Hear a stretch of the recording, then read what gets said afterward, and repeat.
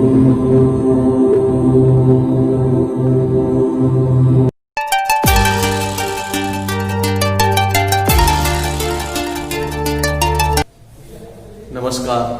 दिनेश कुमार माली, कक्षा एकादशी, विषय गणित। आज अध्याय 1 जो हम पढ़ रहे थे समुच्चय, जिसके बारे में हम आज का प्रकरण जो है उप समुच्चय के बारे में, सब सेट। इसको जानने के लिए हम एक यहाँ पर कुछ सेट के बारे में बात करेंगे। एक समुच्चय दिया हुआ है आपके विद्यालय में सभी विद्यार्थियों का समुच्चय, जो आपके विद्यालय में जितनी भी कक्षा के सभी विद्यार्थियों का समुच्चय जो है, जिसको नाम दिया हुआ है x। एक विद्यालय है y, एक समुच्चय y है, जो y समुच्चय आपकी कक्षा के सभी विद्यार्थियों का समुच्चय। ये दो सेट है, इसके बारे में विचार करते हैं तो हम देखते हैं कि y के जो भी प्रत्येक अवयव है, y के प्रत्येक अवयव x समुच्चय में उपस्थित है। x समुच्चय में उपस्थित है।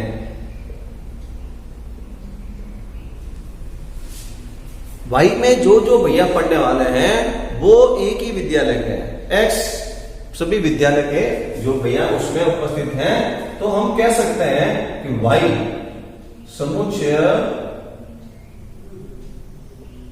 x का उप समुच्चय है।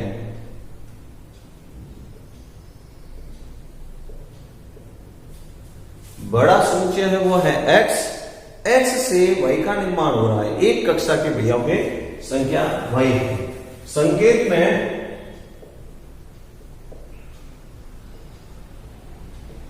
y सबसेट है x का।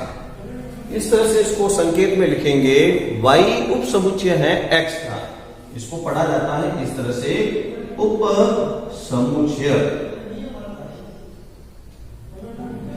है या अंतर्विष्ट है।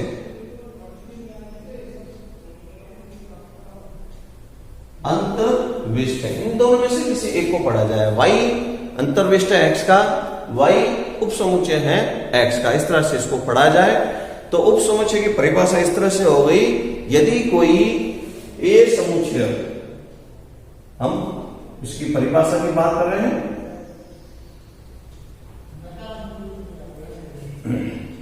ए सबसेट बी होगा यदि ए बिलोंग्स टू ए। ए समुच्चय में कोई एक अवयव है ए इस प्रकार है कि वह ए जो अवयव है बी समुच्चय में भी होना चाहिए। अर्थात ए समुच्चय का अवयव ए जो समुच्चय बी में भी संबंधित है,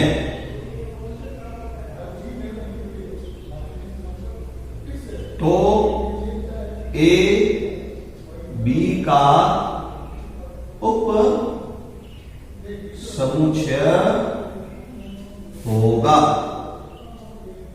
ये हमने पढ़ा है अभी कि कोई भी एक समुच्चय दूसरे समुच्चय का उप समुच्चय होगा यदि जो उसके अवयव हैं दूसरे उप समुच्चय के लिए उसमें होना जरूरी है। बड़ा एक उप समुच्चय से एक छोटा समुच्चय का निर्माण हो जाएगा। ये हमने अभी यहां पढ़ा है। उप समुच्चय का निर्माण करने के लिए जैसे हम एक उदाहरण लेते हैं तो 1, 2, कोई भी प्रत्येक जो अवयव होते हैं उससे वापस एक नया उप समुच्चय बनाया जा सकता है। तो स्वयं ए सबसेट है ए का। कोई भी समुच्चय का खुद समुच्चय उप समुच्चय हो सकता है। समुच्चय प्रत्येक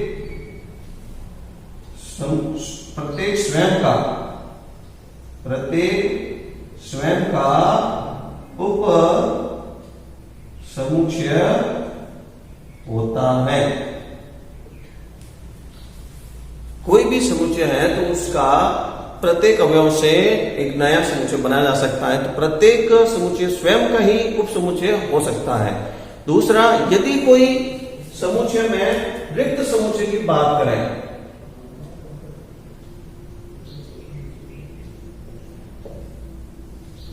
तो रिक्त समुच्चय की बात करें तो हमने कल कहा था रिक्त समुच्चय या शून्य समुच्चय वह समुच्चय जिसमें कोई अवयव नहीं हो, अवयव उपस्थित नहीं होता है तो वह रिक्त समुच्चय कहलाता है। तो उसमें अवयव है ही नहीं, तो प्रत्येक समुच्चयों का एक रिक्त समुच्चय भी उप समुच्चय होगा। रिक्त समुच्चय, प्रत्येक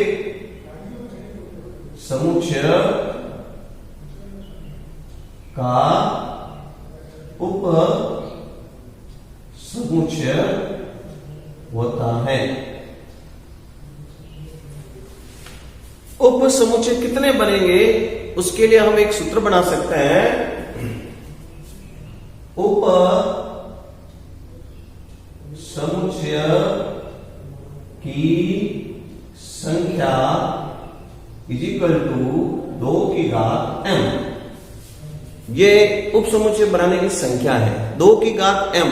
m का मतलब जहां m अवयवों की संख्या, जहां m की बात करें तो m कहलाएगा अवयवों की संख्या। हम जो पढ़ रहे हैं उप समुच्चय के बारे में। तो उप समुच्चय क्या होता है और किस तरह से उप समुच्चय ज्ञात करते हैं। तो उप समुच्चय के पहले हम उसकी संख्या ज्ञात कर सकते हैं। कितने उप समुच्चय बनेंगे उसके लिए एक सूत्र बन गया 2 की घात m, जहां m उसके अवयवों की संख्या है। और उप समुच्चय बनाएंगे तो सबसे पहले हम 2 उप समुच्चय लिख देंगे। पहला रिक्त समुच्चय जिसको संकेत में पाई या खाली मंझला कोष्ठक बना देते हैं, क्योंकि खाली मंझला कोष्ठक अर्थात उसमें कोई अवयव है ही नहीं, तो उसका निर्माण एक रिक्त में हो सकता है। दूसरा, जो भी उप समुच्चय है प्रत्येक समुच्चय का खुद ही स्वयं वह उप समुच्चय होता है। फिर उसके अतिरिक्त और उप समुच्चय बनाएंगे। समझते हुए इसको लिखिए और इसके बारे में पढ़ते हैं।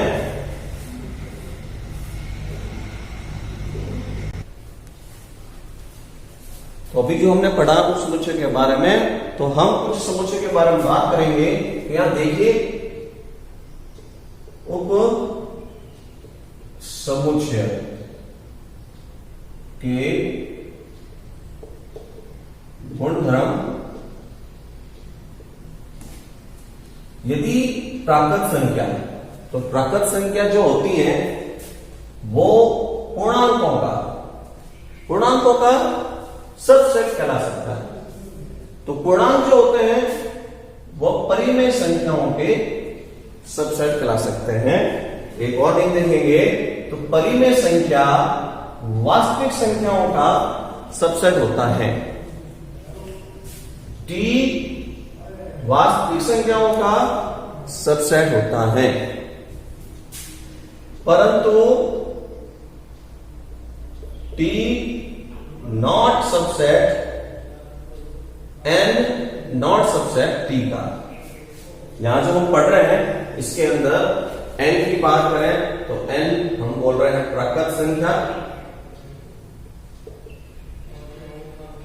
समुच्चय जो हम बात कर रहे हैं किस किस का समुच्चय है, तो ये n जो है प्राकृत संख्या और समुच्चय है, z पूर्णांकों का समुच्चय है, q परिमेय संख्याओं का समुच्चय है, परिमेय संख्याओं का समुच्चय, r वास्तविक संख्याओं का समुच्चय है,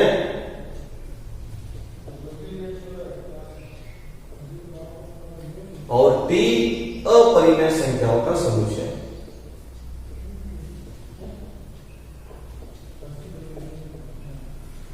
तो n सबसेट है z का, z सबसेट है q का परिमेय संख्या, q सबसेट है r का। q परिमेय संख्या जितनी भी होती हैं उप समुच्चय कहलाती हैं वास्तविक संख्याओं का। t अपरिमेय जो संख्या है वास्तविक संख्याओं का सबसेट है।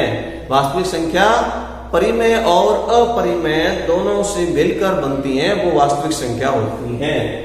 जो n है वह अपरिमेय का सबसेट नहीं बन सकता है। तो आइए किस तरह से सबसेट ज्ञात करते हैं, एक हम उदाहरण लेकर सबसेट ज्ञात करने का काम करते हैं। 1 2 3 एक के समुच्चय के सभी उप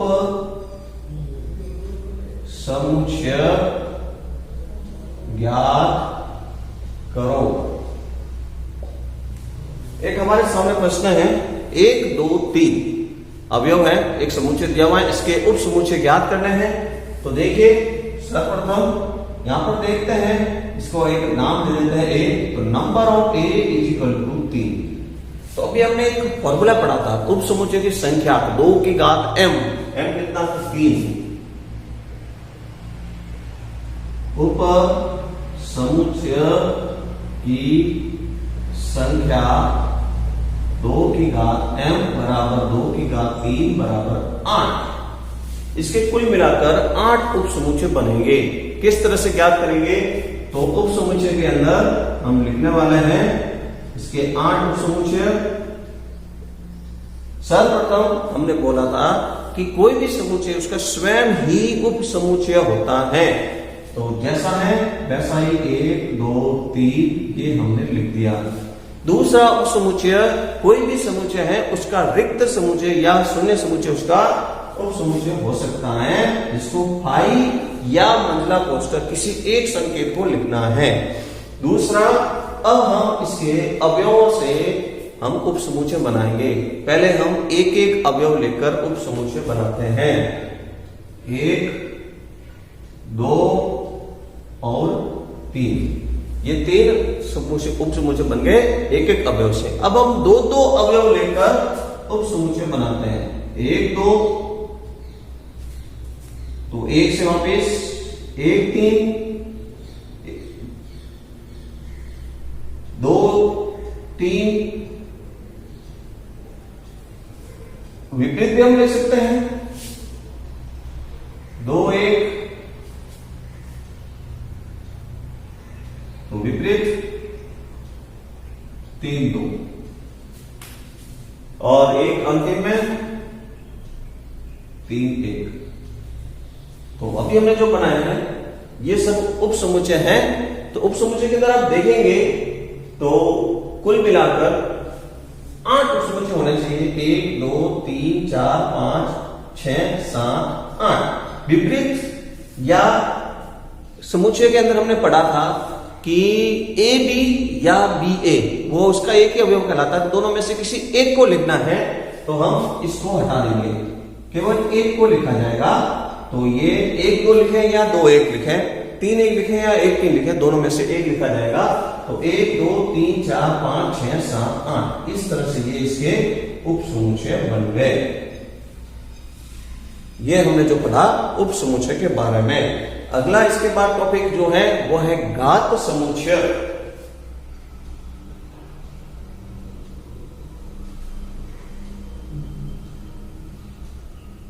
घात समुच्चय, तो घात समुच्चय का मतलब होता है किसी भी समुच्चय के उप समुच्चयों का संग्रह घात समुच्चय कहलाता है। किसी भी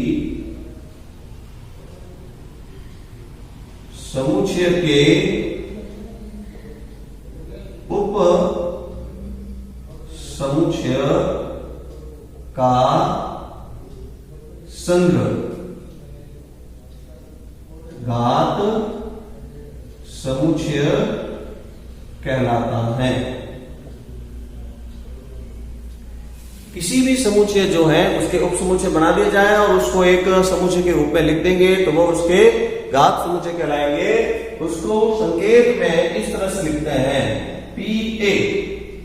ये पीए जो लिखा है ये घात समुच्चय का संकेत है। आइए इसका एक प्रश्न करते हैं।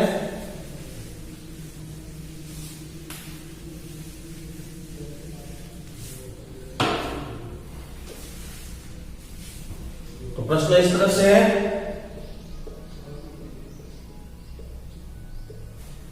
समुच्चय ए बराबर ए बी के घात समुच्चय लिखिए।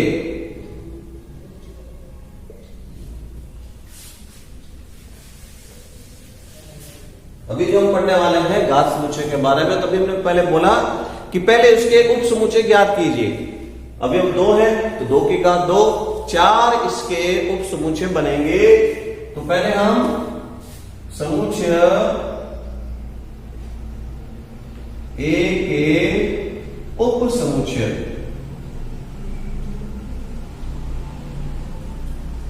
स्वयं का स्वयं ए बी रिक्त समुच्चय भाई, एक एक अवयव लेकर समुच्चय बनाएंगे ए और बी। अवयवों को दर्शाने के लिए अंदर लिखना है, बीच में कॉमा लगाना है। समुच्चय को दर्शाने के लिए मंझला कोष्ठक बनाया जाएगा, प्रत्येक उप समुच्चय के बीच में कॉमा लगाया जाए, ये ध्यान रखें। अतः घात समुच्चय पी ए इसका संकेत है, एक समुच्चय बनाकर इसका संग्रह करना है।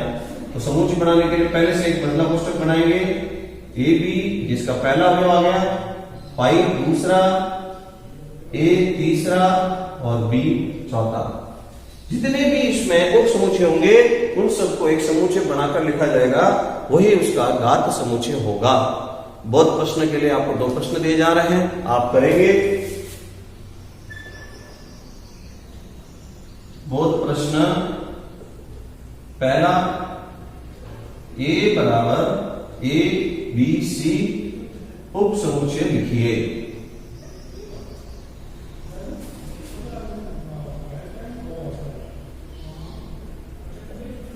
यहां पर एक समुच्चय दिया हुआ है, ए बी सी 3 अवयव हैं, इसके जितने भी सभी उप समुच्चय होंगे उसको लिखना है। दूसरा, बी बराबर पाई का घात समुच्चय लिखिए। तीसरा, ए बराबर 1 2 3 व बी बराबर 2 3 5 क्या ए सबसेट बी सत्य ताकि जांच कीजिए। आपको जांच करनी है क्या ए बी का सबसेट है या नहीं। ए के अंदर अवयव दिए हुए हैं 1 2 3, बी के अंदर अवयव दिए हुए हैं 2 3 5, तो क्या ये जो ए बी का उप समुच्चय है या नहीं उसकी जांच करनी है। 3 प्रश्न आप अभ्यास के लिए करेंगे। आगे